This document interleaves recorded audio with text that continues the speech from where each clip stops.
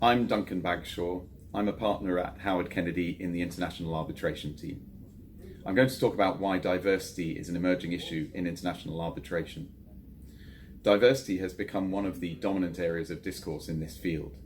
It's often discussed at conferences, and several international groups have been formed to try to address the problem. To sum it up, it's been said that arbitration practitioners, and particularly arbitrators, are often pale, male and stale. That is to say, they're generally old white men.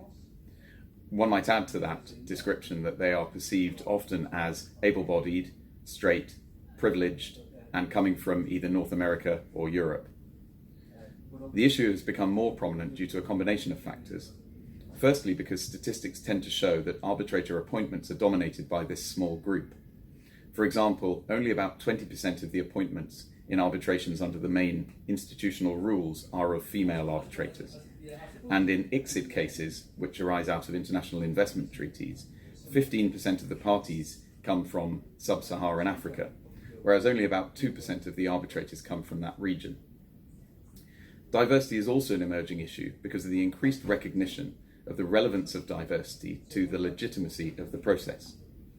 There have been moves by some African states, for example South Africa, to withdraw from international arbitration altogether.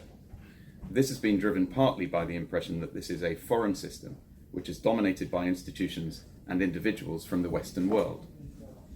This means diversity is not just an important aim in itself, it's also important to the future of international arbitration.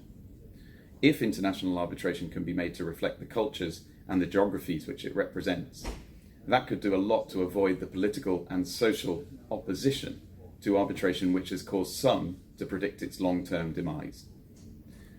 The difficult thing is to ensure that increased diversity is achieved whilst maintaining scrupulously high standards. In my view, there's no reason why that cannot be done with sufficient commitment to education, inclusivity, and equality of opportunity.